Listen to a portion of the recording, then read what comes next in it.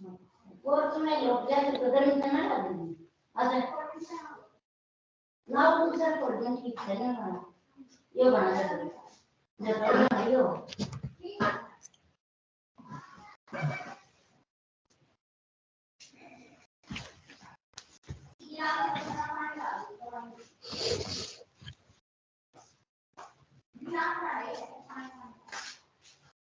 गिलास एक पियो दे रहा है ऑर्डर अच्छा दोनों में रखे ना आंसू कौन सी तस्वीर इधर लगता है ना बुआ मेरे हाथ पे तो मशीन में लूँ देखो कब दे आई है मेरे मुझसे कौन ये तो भी है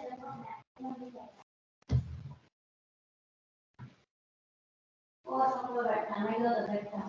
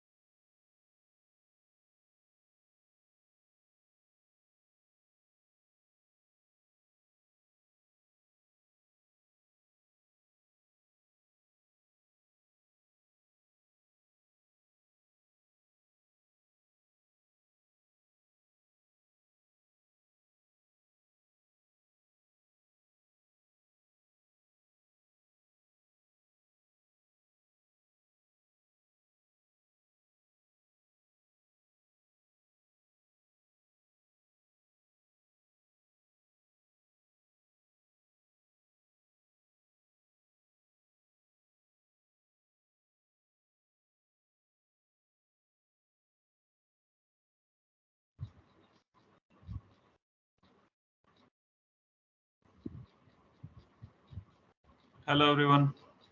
Hi, Anurag. Hi. This is Hi, Pratik here. Anurag.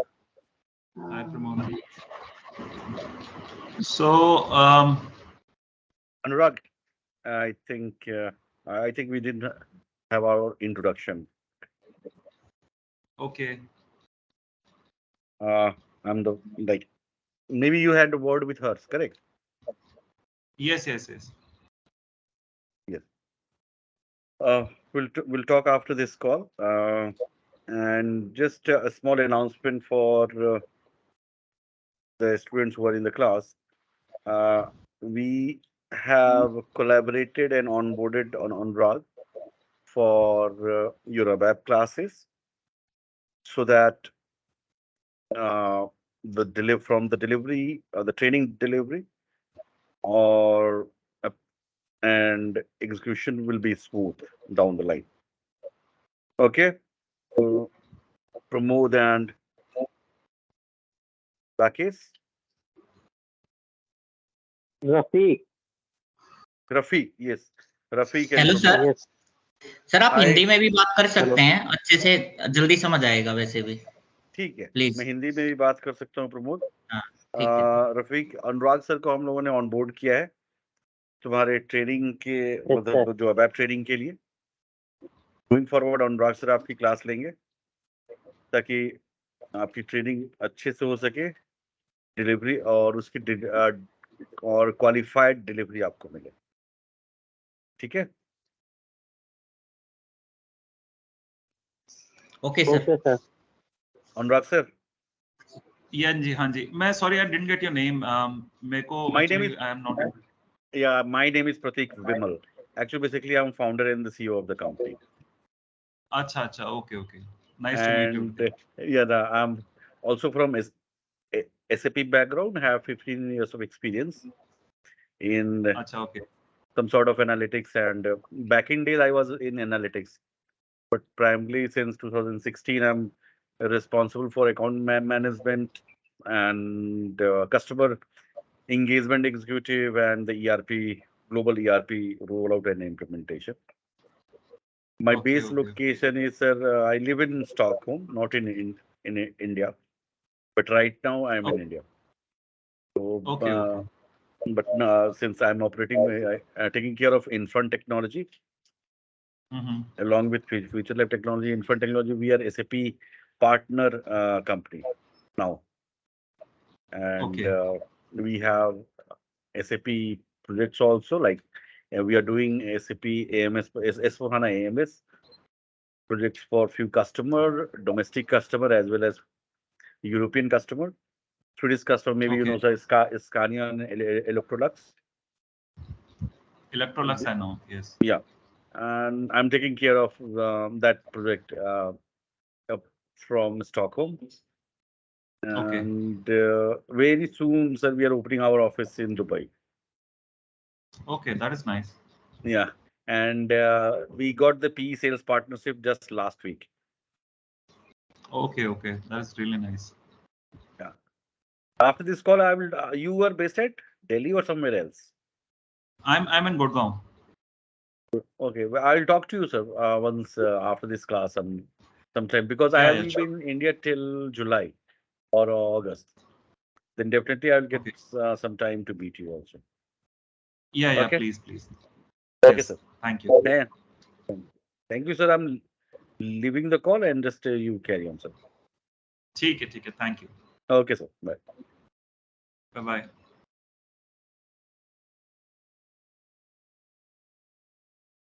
Okay, so Pramod, Rafiq, मेरे को आप थोड़ा सा अपना बैकग्राउंड बताओगे? आप लोग क्या बैकग्राउंड है आपका? सर मैंने M.Tech किया हुआ है इलेक्ट्रॉनिक एंड कम्युनिकेशंस में।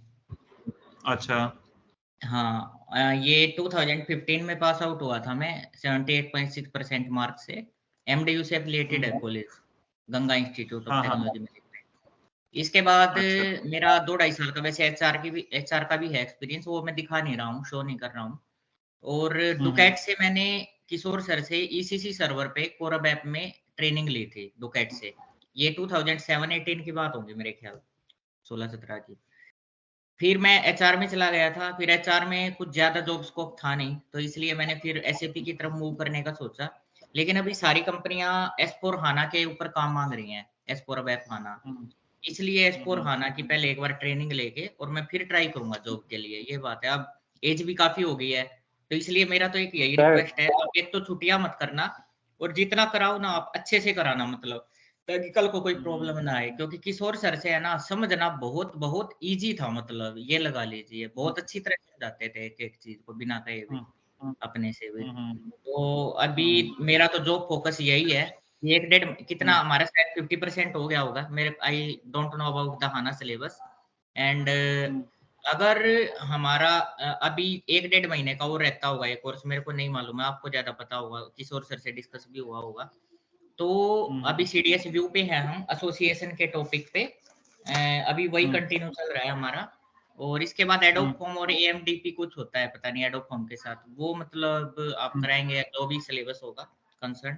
फिर इसके 1 डेढ़ महीने बाद मैं जॉब अप्लाई करूंगा। वैसे मैं फ्रेशर हूँ सैप में, लेकिन मैंने जब ईसीसी सर्वर पे ट्रेनिंग ली तो मैंने किशोर सर से तो ट्रेनिंग ली थी, उसके बाद मैंने एसेंचर में थर्ड पार्टी पेरोल पे काम किया था।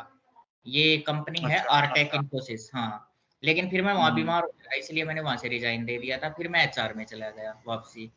तो अब एचआर में ज़्यादा जॉब स्कोप है नहीं हमारी साइड में, तो मैं इसलिए सोच रहा हूँ कि सैप में ही कंटिन्यू करूँ। और मैं अभी है तो फ्रेशर ही बिल्कुल, लेकिन मैं 2 ढाई साल का एक्सपीरियंस दिखा रहा हूँ एसएपी में, जब भी मैं जॉब के लिए ट्राई करूँगा, 2.5 साल का दिखा रखा है। अच्छा, इसके अलावा मेरे को इंटरव्यू क्लियर मैं कर देता हूँ, मेरे को कोई ज़्यादा दिक्कत नहीं आती, मैं अपने बारे में बताऊँ तो। लेकिन जो एफएस होता है ना कंपनी का, वो मुझे समझ नहीं आता, कैसे उसको कोडिंग में कन्वर्ट करना है, कैसे क्या है, मतलब ये चीज़ें नहीं पता। तो मेरी ये रिक्वेस्ट है, एक बार हमारा कोर्स ट्रेनिंग कंप्लीट हो जाए, ताकि किसी को लॉस भी ना हो, कोई ये चाह रहा हूँ। और उसके बाद है ना 3-4 क्लास हमारी एफएस की ले लेना प्लीज़, बस यही है। और मैं I hope that to do good, actually you will do good and overall that is and nice meeting to you, good afternoon. अच्छा रफीक, आप अपना बताओगे थोड़ा सा बैकग्राउंड? हाँ सर, मैंने बीकॉम किया था 2021 में, पास आउट था। उसके बाद मैंने अवैध ज्वाइन किया था जून में पिछले ईयर।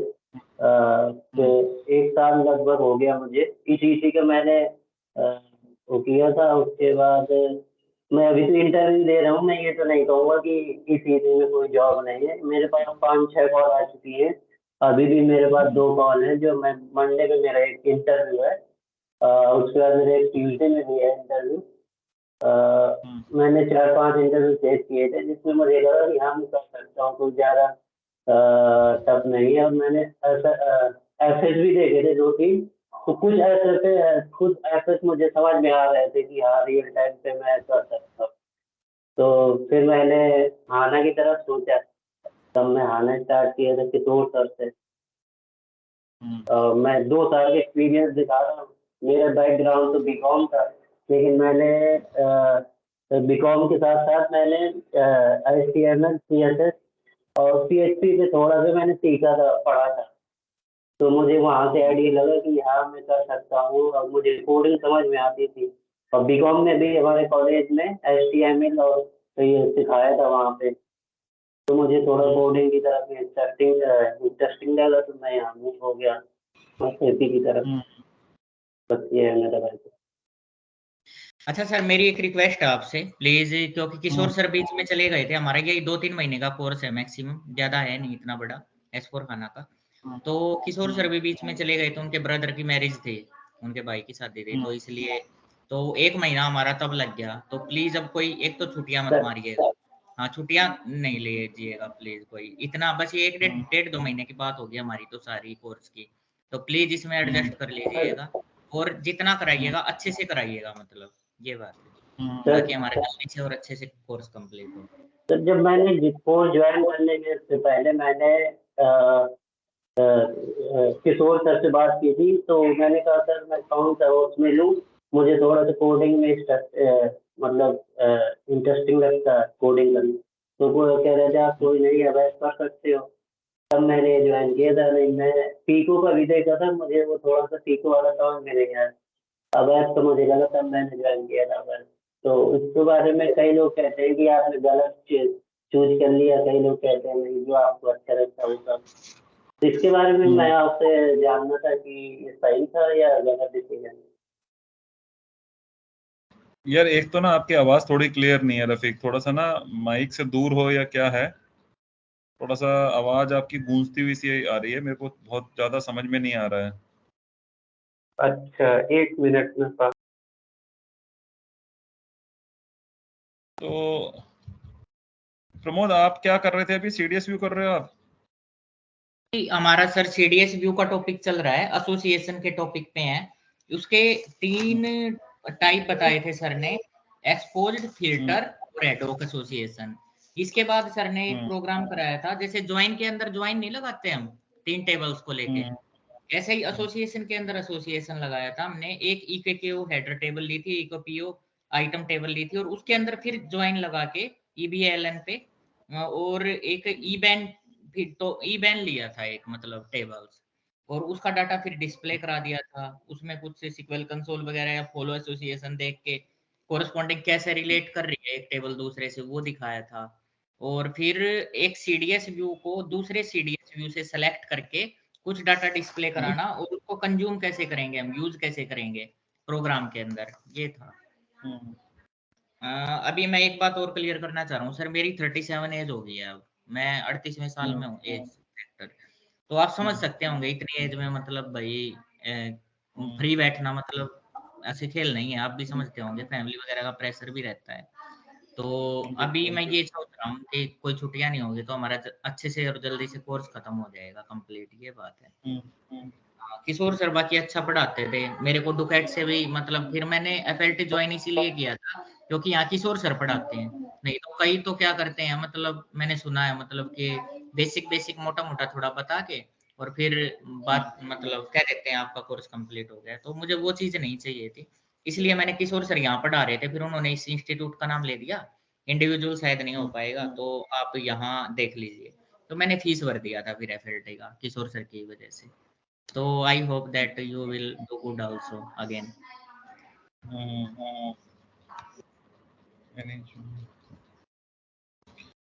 ओके सर तो मैं अपने बारे में फिर से बताऊं या आप? नहीं मैं ज्यादातर सुन लिया था मैंने, ठीक है, बस थोड़ा जी सा जी। क्लैरिटी के लिए मैंने थोड़ा सा तुम्हें बोला था कि आवाज एकदम क्लियर नहीं आ रही थी उस टाइम। अच्छा अच्छा। तो मैं स्क्रीन शेयर करता हूँ कि ज़्यादा टाइम नहीं मिलेगा आज हमें, नेक्स्ट मैं थोड़ा बोलूँगा उनको सेशन थोड़ा ठीक से प्लान करें, क्योंकि अच्छा इसके बाद ओके। उन्होंने फिर एक बैच रख दिया है, तो वो मतलब मैं एकदम से, अभी मैं लगातार मेरे 3 बैच हो गए हैं। तो अभी मैं तुम्हें ना बेसिक जो उन्होंने बताया होगा शायद वही चीज़ आज मैं तुम्हें दोबारा से बताऊंगा, उसके आगे फिर ठीक है, क्या ओवरव्यू और दे है। दीजिए उसी का। तो सीडीएस व्यूज का ठीक। तुमने उन्होंने, हेलो, हेलो। हाँ देखो सीडीएस व्यूज का उन्होंने तुम्हें बेसिकली बनाने का तो बताया होगा कैसे बनाते हैं विजार्ड से।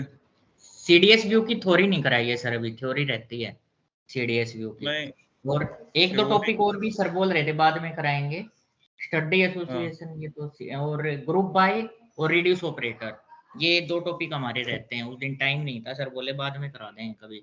और एक CDS व्यू के बारे में थ्योरी, ये होता क्या है कैसे, वो नहीं कराया अभी हमें, सर कह रहे थे मैं देखो करा। मैं तुम्हें बेसिकली वो चीज़ें जो मैंने अभी तक करी हैं मैं तुम्हें वो बता देता हूँ, और उसके अलावा और जो चीज़ें तुमने करी हो तो बताना, मैं उसको देख करके और एक बार तुम्हें पढ़ा दूंगा। अगर कोई चीज़ मिसिंग हो तो मेरे को बताना, क्योंकि यार मैंने अभी पढ़ाना अभी शुरू करा, मतलब अभी तक मैंने किसी को पढ़ाया नहीं है बेसिकली ना। तो अच्छा थोड़ा सा तो कोऑपरेट करके चलना, तो उसमें क्या होगा कि जो चीज़ें तुम्हें और सीखनी होंगी वो चीज़ें भी मैं तुम्हें बता दूंगा, ठीक है। और S4 हाना तो कंप्लीट आता होगा ना सर आपको? S4 हाना यार आता है मेरे को, हाँ लेकिन हाँ। क्या है ना कि बहुत कुछ एरियाज होते हैं जिसमें आप काम कर रहा है, कभी कुछ एरियाज होते हैं जिसमें नहीं करा, तो ये चीज है। अभी तो मेरी स्क्रीन दिख रही है तुम्हें मेरी, हाँ दिख रही है सर। ठीक है। सर तो दिख रहा बेसिकली देखो सीडीएस व्यूज होता क्या है, सबसे पहले ये समझो सीडीएस व्यू क्या होता है ना, जैसे एसक्यूएल जो हमारे एसी 11 से भी हम व्यूज बनाते थे, ठीक है, जो एसी 11 से व्यूज बनते हैं हमारे, उसके ऊपर सीडीएस व्यू की जरूरत क्यों पड़ी फर्स्ट ऑफ ऑल, ठीक है। CDS व्यू उसमें क्या होता था, उसमें आपके पास जो है ना, उसमें आपके पास जो मेजॉरिटी, जो सबसे ज्यादा आपके पास जो अवेलेबिलिटी होती थी, जो उसका सबसे पावरफुल व्यू है, that is left outer join. ठीक है, दैट मीन्स उसमें क्या करेगा, जो लेफ्ट टेबल होगी ना उसका सारा का सारा डेटा दिखाएगा, और राइट टेबल जिसपे आप उसको ज्वाइन करोगे, वो टेबल क्या काम करती है, उस टेबल में अगर उसको मैचिंग रिकॉर्ड मिलेगा तो वो दिखाएगा, वरना उसके वो ब्लैंक रिकॉर्ड दिखा देगा। यस। ठीक है, ठीक है। पर हमारे पास क्या है, CDS व्यू में राइट आउटर ज्वाइन भी है। मतलब क्या है कि उसमें राइट टेबल का भी सारा डेटा दिखा सकता है, लेफ्ट में मिलेगा तो उसको मैचिंग भी दिखा सकता है, ब्लैंक भी दिखा सकता है। ये हर तरीके से फ्लेक्सिबल है। ठीक है, इसमें लेफ्ट आउटर ज्वाइन भी चलेगा, राइट आउटर ज्वाइन भी चलेगा। ठीक है, कॉम्बिनेशन भी चलेगा, सब तरीके के, मतलब इसमें इसमें आपको मैं थ्योरी, मैंने एक्चुअली थ्योरी का कुछ मेरे पास है नहीं इसमें, मैं आपको नेट से दिखा सकता हूँ।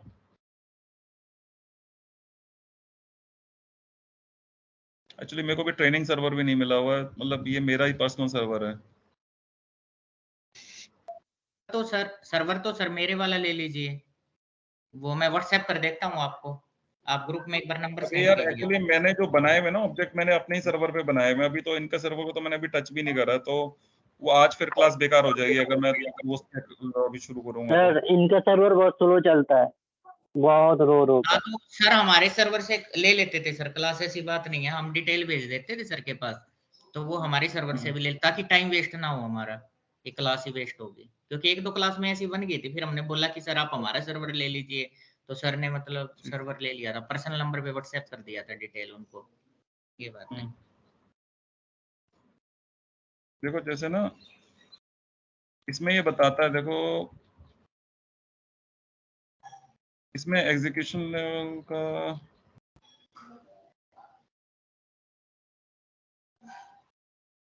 तो इसमें ये कुछ पॉइंट्स इसमें बताए हुए हैं।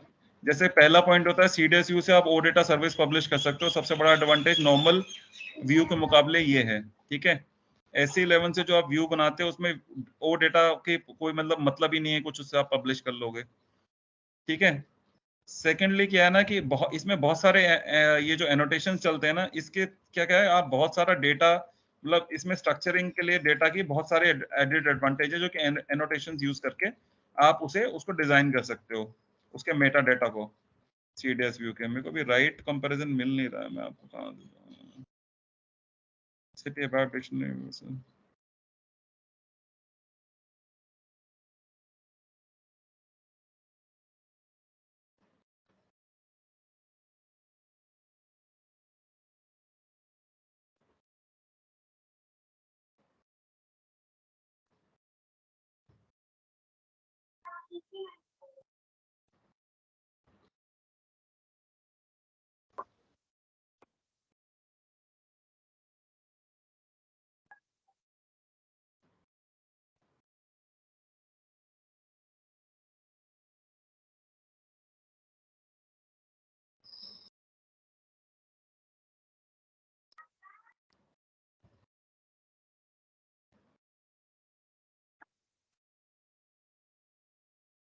सर आप थ्योरी में मत जाइए, आप बस जो इसका मेन यूज होता है ना, तो कैसे करते हैं हाँ ये ठीक चीज बताइए, ठीक। क्योंकि सर मैं थ्योरी नहीं पूछते इंटरव्यू में, मैंने अक्सर देखा है, तो पूछते इसमें क्या क्यों यूज किया था, क्या रिक्वायरमेंट थी और कैसे यूज किया था, आप वो इसका सिंटैक्स बताइए, ये चीज पूछते हैं उससे।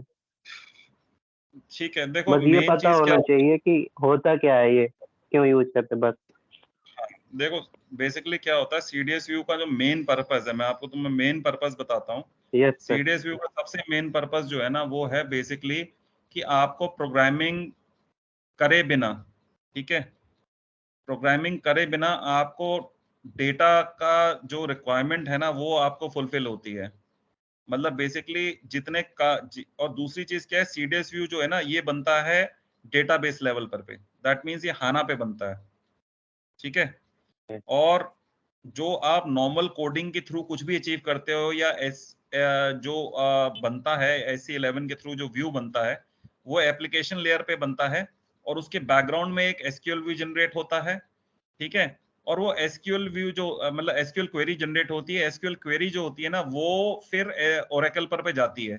पर उसमें फिर भी कम्युनिकेशन होता है, ठीक है, क्योंकि एप्लीकेशन लेयर पे आप कुछ बना से जाके डेटाबेस पे और फिर डेटा रिट्रीवल होता है, ठीक है। जबकि यहाँ पर पे जो आप ये CDS व्यू बनाते हो, ये आप सीधा HANA पे बना रहे हो, ठीक है।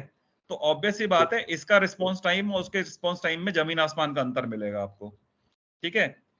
इन मेमोरी डेटाबेस, इसमें जो इन मेमोरी का जो कॉन्सेप्ट है ना, वो इन मेमोरी का यही कॉन्सेप्ट है कि ये जो आप बना रहे हो ना, ये आपके HANA की लेयर पे बना रहे हो, ठीक है। तो इसका रिस्पॉन्स टाइम और उसके रिस्पॉन्स टाइम में बहुत ज्यादा फर्क है। अब क्या करते हो आप यहाँ पर पे, फिर क्या करते हो, इसकी OData सर्विस को पब्लिश कर देते हो। तो पब्लिश होने के बाद क्या होता है, जब वो सर्विस को एक्सेस करेगा तो वो सीधा आकर के जो है ना, वो उसको HANA के लेवल पे एक्सेस करेगा, और वो पीछे बैकग्राउंड में जो SQL व्यू जनरेट होता है, ये देखो यहाँ पर पे लिखा है ना SQL व्यू नेम, ये इसका बैकग्राउंड में जो SQL व्यू जनरेट हुआ, ये उसका नाम है। सर उसमें ठीक नहीं है, SQL जनरेट होता है इसी वाले में? नहीं उसमें भी SQL व्यू जनरेट होता है, लेकिन होता क्या है, क्योंकि वो आप बना तो एप्लीकेशन लेयर पे रहे हो ना, तो एप्लीकेशन लेयर से वो पहले तो उसको एप्लीकेशन लेयर पे बनेगा, उसके जब वो कंपाइल होगा तो उसके बाद वो उसकी SQL क्वेरी जो बैकग्राउंड की होगी वो फायर करेगा। तो आप कम्युनिकेट तो फिर भी एप्लीकेशन लेयर से कर रहे हो ना। इसमें क्या है, इसमें आप सीधा HANA की जो उसका अपना जो उसकी खुद की मेमोरी है HANA की, ये CDS व्यू वहीं पर पे बनता है, ठीक है। अच्छा, ये जो व्यू है, इसका सबसे बड़ा एडवांटेज यही है जो मैंने आपको बताया है। दूसरा सबसे बड़ा एडवांटेज है कि इसको आप सीधा पब्लिश करके इसकी OData सर्विस बना सकते हो, जो कि बेसिकली अब आने वाले टाइम में क्या होने वाला है, बेसिकली बल्कि शुरू हो चुका है। जितने भी फ्यूरी कंसल्टेंट हैं जो कि अब रेस्टफुल प्रोग्रामिंग की तरफ को आगे कहानी जा रही है, वो बेसिकली क्या है, वो सब के सब जो है ना, वो बेसिकली OData सर्विस पे काम करेंगे। अच्छा, OData क्या है? OData is basically a protocol है, जैसे हमारे इंटरनेट कम्युनिकेशन के लिए हम लोग यूज करते हैं ना, IP यूज करते हैं, ठीक है। तो OData क्या है, बेसिकली सर्विस का प्रोटोकॉल है, ठीक है। अब OData आगे आने वाले टाइम में और अभी जो शुरू हो चुका है, सब चीजें जो है ना, ये OData प्रोटोकॉल पे शिफ्ट होने वाली हैं, ठीक है। तो जितनी भी XML सर्विस जनरेट होती है, चाहे JSON में सर्विस जनरेट होती है, वो सारे के सारे एक प्रोटोकॉल फॉलो करती है डेटा ट्रांसफर के लिए, और वो है OData, ठीक है। तो CDS व्यू का दूसरा सबसे बड़ा एडवांटेज है कि ये OData सर्विस को सीधा पब्लिश कर सकते हो आप। आपने ये बनाया, यहाँ पर पे इसको पब्लिश करा और उसको जो सर्विस को एक्सपोज कर दिया, ठीक है। जैसे कि मैं आपको दिखाता हूँ। तो लेकिन यूजेस तो दोनों के सेम है ना, जो हम लोग वहाँ पे व्यू बनाते थे और ये?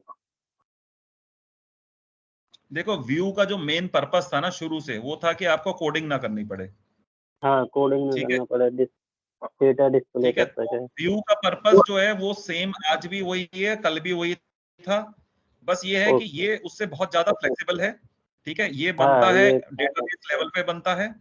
तीसरा चीज, ये सीधा OData सर्विस को पब्लिश कर देता है, ठीक ओके है। Okay, I got it.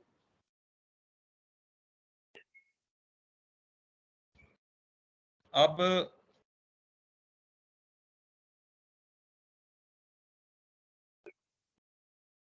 क्या बता रहा था मैं तुम्हें, हाँ,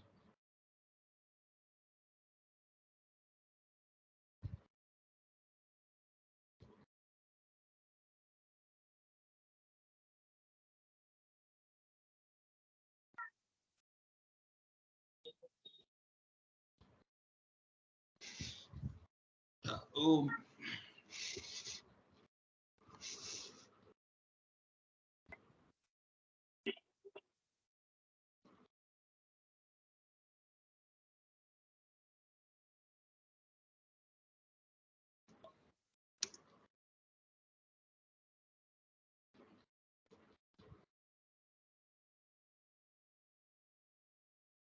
देखो जैसे मैंने इसकी सर्विस ऑलरेडी बनाई हुई है, ठीक है। ये तो दिखाया होगा ना उन्होंने? नहीं सर, अभी नहीं दिखाया है।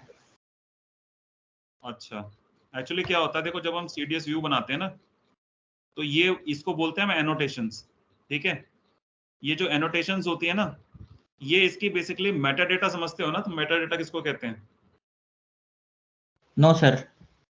मेटा डेटा होता है डेटा अबाउट डेटा, ठीक है।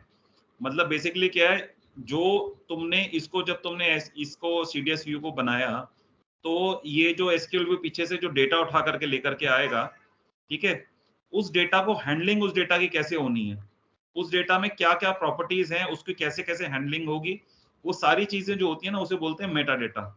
तो जब कभी भी ओ डेटा सर्विस जाती है तो उस सर्विस के हमेशा दो हिस्से होते हैं, एक तो होता है उसमें जो डेटा जा रहा है एक्चुअल, और दूसरा होता है Meta data, that is data about that data. ठीक है, कि उसमें क्या चीज है, वो कैसे पब्लिश होगी, कैसे उसकी क्या प्रॉपर्टीज हैं, कैसे क्या क्या हो रहा है, वो सब चीजें उसकी मेटा डेटा में जाती है। मैं अभी दिखाता हूँ तुम्हें। तो पहले देखो ये जब हम एनोटेशन में ये लगाते हैं ना, ओ डेटा डॉट पब्लिश, ये ट्रू, तो इससे क्या है, तो कोई भी CTS व्यू को इसको लगा करके तुम पब्लिश कर सकते हो सर्विस को। ठीक है, इसमें यार तुम्हें नए बना के दिखाना पड़ेगा, तो खैर चलो मैं नेक्स्ट क्लास में दिखाऊंगा, अभी तो इतना टाइम नहीं है, मैं अभी तुम्हें मोटा मोटा समझा देता हूँ। ठीक है, तो जब तुम ये एनोटेशन लगाते हो ना, देखो एनोटेशन किसी भी चीज की ना बहुत सारी एनोटेशंस होती हैं किसी भी इसके लिए, व्यू के लिए। जब तुम यहाँ पर पे @ लिखते हो तो ये सारी एनोटेशंस दिखाने लगता है यहाँ पर पे कि इसमें क्या क्या अवेलेबल है एनोटेशंस। ठीक है, इसमें से तुम्हारी रेलेवेंट कौन सी है, ये चीज ना तुम्हें SAP हेल्प पे जाकर के वहां पे पढ़ करके देखना पड़ेगा कि मेजॉरिटी कोई चीज जो इसमें तुम्हें नहीं मालूम होता, जिसके लिए ये एक्सपीरियंस से ही आता है कि तुम क्या क्या यूज कर सकते हो और क्या क्या नहीं यूज कर सकते, या मतलब सॉरी किस चीज की रिक्वायरमेंट है और क्या क्या चीजें इसमें अवेलेबल हैं। तो इसके बारे में तुम्हें अगर जिस चीज के बारे में नहीं पता है ना, तो उसके बारे में थोड़ा R&D करनी पड़ती है और उसको जाकर के पढ़ना पड़ता है कि उसका क्या फंक्शन है एक्चुअली में। ठीक है, तो ये एनोटेशंस होती हैं जो मेटा डेटा होता है बेसिकली। इसमें बहुत सारी चीजें हैं जो अवेलेबल हैं, और क्या क्या चीज किसका क्या क्या फंक्शन है, ये चीज तुम्हें इसको एक एक SAP हेल्प पे या कहीं पर जा करके पढ़ के उसको देखना पड़ेगा कि किस चीज को तुम यूज करना चाहते हो, तुम्हारी रिक्वायरमेंट क्या है, और वो उससे जिस चीज को तुम टारगेट कर रहे हो उससे फुलफिल होती है या नहीं होती है। ये जो वो डेटा को छोड़ के बाकी एनोटेशंस देख रहे हो तुम, ये स्टैंडर्ड एनोटेशंस हैं जो हम CDS व्यू बनाते हैं तो उसके साथ वो ऑटोमेटिकली जनरेट होती हैं विजार्ड से। ठीक है, अब जब तुम इसमें ओडेटा डॉट पब्लिश ये करते हो, ये एनोटेशन लगाते हो ना, तो इसके बाद क्या होता है, यहां से एक सर्विस नेम जनरेट होता है। वो तुम्हें यहीं पर पे बगल में जैसे ये दिख रहा है तुम्हें, ये ग्रे कलर का आइकन है, देखो ये देखो क्या लिख रहा है यहाँ पर पे, जनरेटेड ओ डेटा सर्विस। जब जिस टाइम पर पे तुम इसको लिखोगे ना, तो उस टाइम पर पे ये आइकन जो येलो में आएगा और तुम्हें ना यहाँ पर पे एक सर्विस नेम मिलेगा जो इसने ऑटोमेटिकली जनरेट करता है यहाँ से। ठीक है, जनरेटेड ऑप्टिक ओ डेटा सर्विस यहाँ ऑलरेडी दिख रहा है ना, यहाँ पे तुम्हें सर्विस का नाम दिखेगा, उस सर्विस का नाम को तुम यहाँ से लेकर के कॉपी कर लो। ठीक है, कॉपी करने के बाद यहाँ पर पे एक ट्रांजेक्शन होती है, ये ट्रांजेक्शन में तुम्हें जाना होता है। इस ट्रांजेक्शन का नाम है, ये देखो, IWFND मेंटेन सर्विस। ठीक है, इसमें तुम जाओगे यहाँ पर पे, तो ये बेसिकली क्या है, यहाँ से सर्विस मेंटेन होती है। जब तुम यहाँ पर पे आ जाओगे ना, तो उसके बाद यहाँ पर पे ऐड सर्विस पे क्लिक करोगे और सिस्टम एलियस में लोकल दोगे, और यहाँ पे एक्सटर्नल सर्विस नेम में अपनी सर्विस का नाम दोगे, जैसे ये तुमने दिया। ठीक है, उसके बाद जब तुम एंटर प्रेस करोगे ना, तो ये क्या क्या क्या कहेगा कि ऐड सिलेक्टेड सर्विस का ऑफर देगा, तुम इसको यहाँ पे से ऐड सिलेक्टेड सर्विस कर सकते हो। ठीक है, उसके बाद तुम जब इसमें कर लोगे सिलेक्ट सर्विस ऐड हो जाएगी, तो तुम्हें यहाँ पर पे ये लिस्ट ऑफ सर्विसेज हैं जो इसमें बनी हुई है, इसे बोलते हैं सर्विस कैटलॉग, जहां से सर्विस को तुम एक्टिवेट करते हो या मेंटेन करते हो। ठीक है, अब मेरे को जैसे मैंने सर्विस उसकी ऑलरेडी बनाई हुई है, तो मैं यहाँ जाऊंगा फिल्टर में, एक्सटर्नल सर्विस नेम में जाकर के उसका सर्विस का नाम दूंगा। ठीक है, इसको सिलेक्ट करूंगा, तो यहाँ पर पे ये मेरे को सर्विस नेम दिखाने लगेगा मेरा। ठीक है, अब ये सर्विस नेम आ गया। अब मैंने यहाँ पर पे जाकर के, ये SAP क्लाइंट गेटवे क्लाइंट है और ये कॉल ब्राउजर है, इन दोनों से तुम इस सर्विस को टेस्ट कर सकते हो। तो मैं क्या करूंगा, मैं जाकर के ना SAP गेटवे क्लाइंट पर पे इसको टेस्ट करूंगा। ठीक है, एक सेकेंड, पहले एक बार कॉल ब्राउजर से करेंगे इसको, ताकि उसका वो मिल जाए सर्विस, क्योंकि ये डेमो सर्वर है ना, तो इसमें क्या है, जैसे तुम इसमें जाओगे तो इसमें ना यहाँ पर पे तुम्हें एक लिंक मिलता है। ठीक है, अब क्या हमें क्या करना है, SAP गेटवे क्लाइंट पर पे गए इसको टेस्ट करने के लिए। ठीक है, अब ये यहाँ पर पे ना देखो ये एक लिंक दिखा रहा है, URI लिंक। ये बेसिकली उस CDS व्यू का लिंक है जिससे एक्सटर्नली तुम उस सर्विस को फायर कर सकते हो, मतलब उस CDS व्यू को एग्जीक्यूट कर सकते हो। ठीक है, अब मैं यहाँ पर पे गया, ये अभी क्या है, इसका फॉर्मेट बता रहा है कि सर्विस जनरेट होगी XML फॉर्मेट में, लेकिन XML फॉर्मेट ना रीडेबल नहीं होता इतना। तो मैं क्या करूंगा, मैं जाकर के ना यहाँ पर पे ऐड URI ऑप्शन में जाऊंगा, यहाँ पे जाके मैं फॉर्मेट में जेसन सिलेक्ट करूंगा। अब ये फॉर्मेट जो बदल करके जेसन हो गया है। ठीक है, जेसन क्या होता है, जावा सर्विस ऑब्जेक्ट नोटिफिकेशन या नोटेशन, हाँ नोटेशन, जावा सर्विस ऑब्जेक्ट नोटेशन इसका फुल फॉर्म है। ये एक फॉर्मेट है जिसमें कि बहुत रीडेबल फॉर्म में डेटा जनरेट होता है। ठीक है, अब मैं इसको एग्जीक्यूट करूंगा। इसमें मैं अब जाकर के ना एंटिटी सेट्स हैं, देखो यहाँ पर पे 2 एंटिटी सेट्स, ये उस सर्विस में मैंने जो लिए हैं ना, ये वो दो चीजें हैं जो मैंने व्यू बनाया है, ये उसके डेटा है रिकॉर्ड। इसमें ये SNWD है, बिजनेस पार्टनर का डेटा है पूरा, और ये उसमें मैंने एसोसिएशन लगा करके जो डेटा सिलेक्ट किया था वो है। ठीक है, तो मैं अभी फिलहाल इसको सिलेक्ट करता हूँ। नहीं, ये इसमें पूरा आएगा नहीं, इसमें दिखेगा ही नहीं, बहुत बड़ा डेटा आता है। मैं बिजनेस पार्टनर के डेटा को लेता हूँ इधर से, और फिर मैं इसको एग्जीक्यूट करूंगा। तो देखो इस तरीके से ना ये डेटा तुम्हें डिस्प्ले होगा यहाँ पर पे। मैं तुम्हें पहले वो एग्जीक्यूट करके दिखाता हूँ। ये जो मैंने बनाया है ना, इसको आप टेस्ट कर सकते हो CDS व्यू को, ये किस तरीके से काम करता है मैं आपको दिखाता हूँ।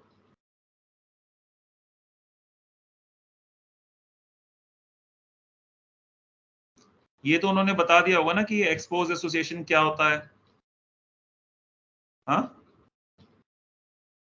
हेलो सर ये बता दिए थे, एक्सपोज्ड एसोसिएशन, फिल्टर और एडोक एसोसिएशन, तीनों बता हाँ दिए थे। हाँ, तो क्या होता है कि जो एसोसिएशन होता है ना, उसमें एक्सपोज एसोसिएशन होता है और एक एडॉक एसोसिएशन होता है। ठीक है,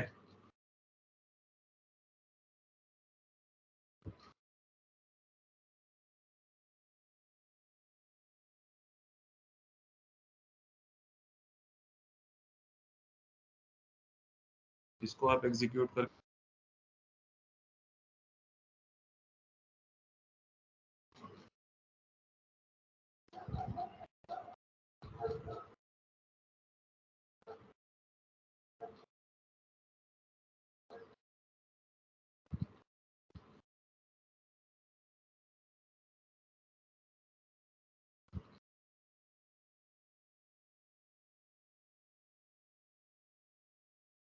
देखो जैसे ना ये डेटा आ रहा है, इसका बिजनेस पार्टनर डेटा आ रहा है।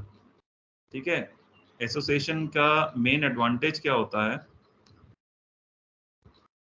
जब हम इस पे क्लिक करेंगे ना, उसी टाइम पर पे उसका ज्वाइन एग्जीक्यूट होगा।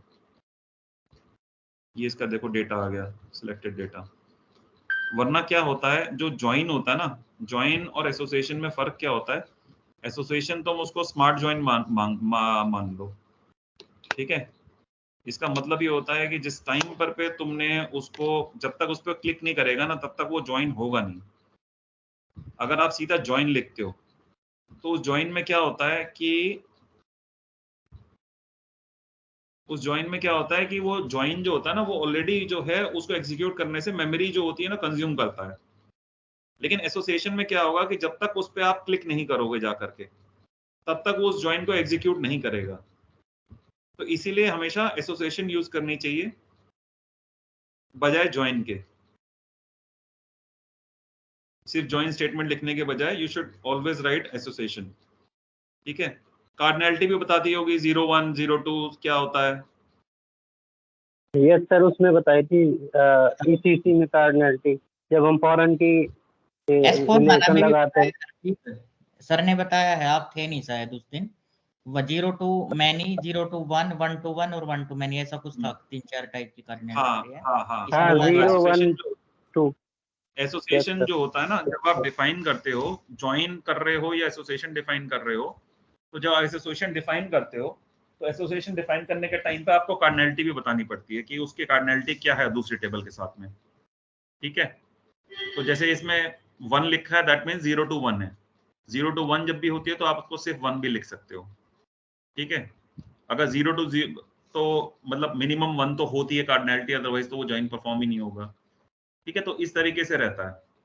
और बाकी जो आपका जैसे आप डिफाइन करते हो तो विजार्ड से बनाना तो बताया उन्होंने ना।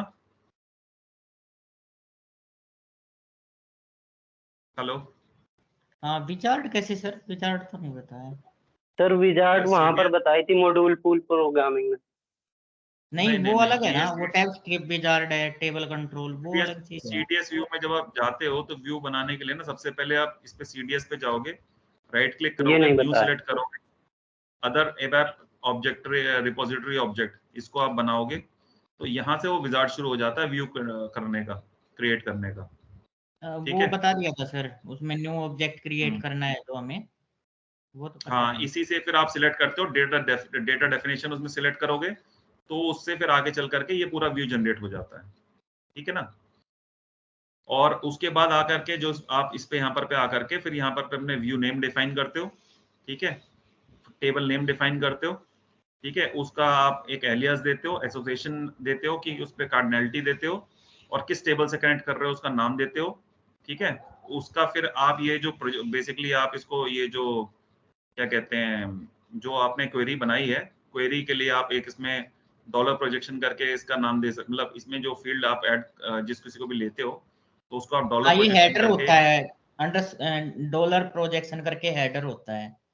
तो हाँ हेडर ये का इसकी बेसिकली की मतलब फील्ड होती है जिस पे आप कनेक्ट कर हाँ, रहे हो।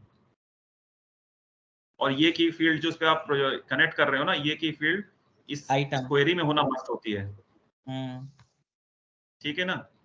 अब क्या होता है, इसके बाद ये चीजें हो गई। अब इसके बाद एनोटेशंस, इसकी जो मेटा डेटा वाली चीज है ये रिसर्च का मैटर होता है, ठीक है। ये रिक्वायरमेंट बेस्ड होता है कि आपको क्या चीज चाहिए, क्या उसमें नहीं है, कैसे उसको आप अचीव करना है, ये सब इसकी रिसर्च का मैटर होता है।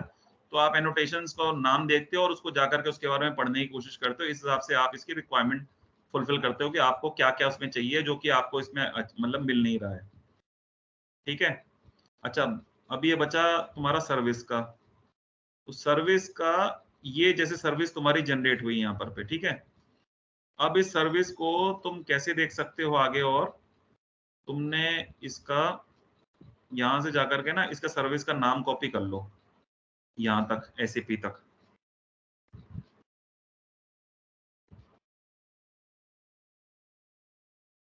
अब ये यहाँ पर पे ना SAP के आगे यहाँ से इसको हटा करके वो सर्विस का नाम लगा दो। 2 बार SAP हो गया। तो ये बेसिकली वो लिंक होता है जो आपको फ्यूरी कंसल्टेंट को प्रोवाइड करना होता है, जिसको एग्जीक्यूट करता है बाहर से। तो जैसे आप देखोगे जेसन नोटेशन में मैंने उसको दिया तो ये यहाँ पर पे उसका डेटा देखो ये पूरा दिख रहा है, ठीक है। ये देख रहे हो ये क्या लिख रहा है इतना सारा, ये तो हो गया आपका डेटा। ये जो नीचे आ रहा है देखो, ये आपका बिजनेस पार्टनर का डेटा आ रहा है पूरा, ठीक है। अब इसके अलावा इसमें होता है मेटा डेटा, जो आप ये देख रहे हो नीचे जो आ रहा है, ये जो लिखा आ रहा है, ये आईडी और ये सब जो लिखा आ रहा है, ये है मेटा डेटा इसका, ठीक है, जो साथ में जाता है इसके, डेटा अबाउट डेटा।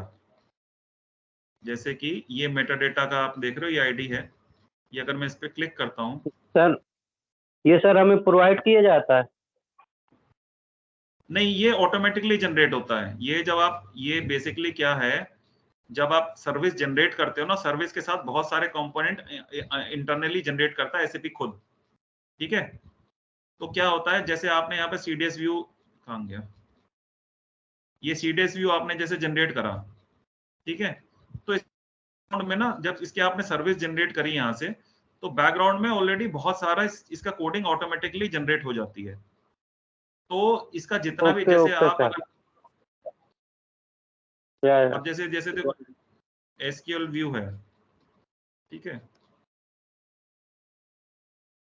जैसे आपको इसका ना याद नहीं आ रहा है इसका SQL व्यू का नाम भी इसका बेसिकली आप इसका बैकग्राउंड में क्या SQL व्यू जनरेट हुआ है पूरा, आप उसको देख सकते हो, पूरी क्वेरी देख सकते हो। ये इसका ऑप्शन होता था, कहाँ है मेरे को ध्यान नहीं आ रहा एकदम से इस वक्त। तो अब ये क्या होता है ना कि ये बेसिकली क्या है, ये इसका मेटा डेटा है। ये जो एनोटेशंस दिख रहे हो ना, ये इसका मेटा डेटा है इसका, ठीक है। और इसके अलावा जब आप सर्विस जनरेट करते हो तो सर्विस जनरेट करते हुए बहुत सारा उसका जो बैकग्राउंड में और उसका डेटा जनरेट होता है उसके साथ का। तो क्या होता है, जब भी आप कभी सर्विस को प्रोवाइड करते हो ना, तो वो उसके साथ में मेटा डेटा उसका इनबिल्ट जाता है, उसमें आपको कुछ नहीं करना होता। जैसे आप ये देख रहे हो ना, ये मेटा डेटा जो इसका ये कॉलम है, ये पूरा मेटा डेटा ये इसमें जा रहा है यूआरआई के साथ में। ये इसका यूआरआई हो गया, ये इसका मेटा डेटा हो गया, और नीचे ये इसका डेटा है, ये बिजनेस पार्टनर डेटा है बेसिकली, ठीक है। इस तरीके से ये जनरेट होता है। हर एक डेटा रिकॉर्ड के लिए उसका अलग मेटा डेटा जाता है। जैसे देख रहे हो नीचे ये एक रिकॉर्ड हो गया यहाँ पर पे, इसका ये मेटा डेटा है, ठीक है। इसका आईडी है इस एक सेक्शन का। मतलब से बेसिकली आप मानो एक कंटेनर के अंदर बहुत सारे सेग्रीगेशन होता है, और हर एक सेग्रीगेशन के लिए एक अलग मेटा डेटा होता है, उसकी एक अलग आईडी होती है, और उसका एक अलग सबसेट ऑफ डेटा होता है, ठीक है।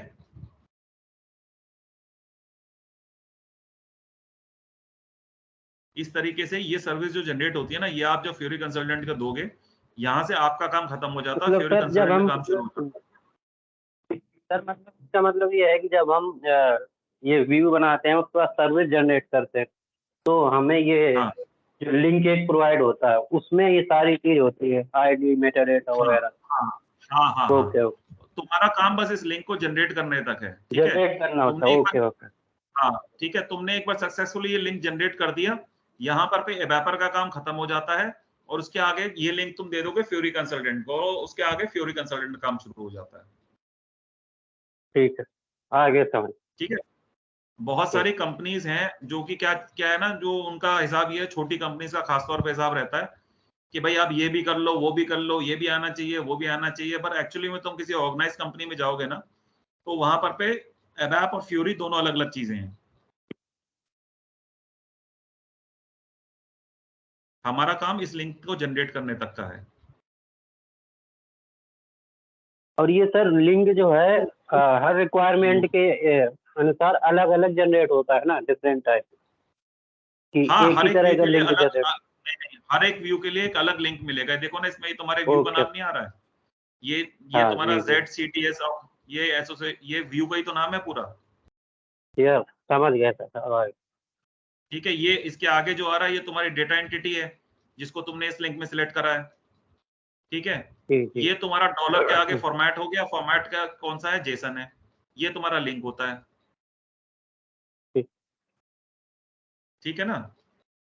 ठीक है सर, चलो ठीक। यार, दूसरी क्लास स्टार्ट हो रही है अभी ना, मैं अभी फिर नेक्स्ट क्लास जो है उसमें फिर और अच्छे से पढ़ेंगे। ठीक है सर। सर एक बार आप ये व्यू बना के उसके बाद सर्विस जनरेट और फिर ये नया। हाँ, ये पूरा करके दिखा दूंगा मैं नेक्स्ट टाइम तुम्हें, हाँ ठीक, ठीक है, ठीक है आज ना। काफी समझ में आ गया सर। ठीक है, ठीक है। Thank you sir. हाँ, ओके।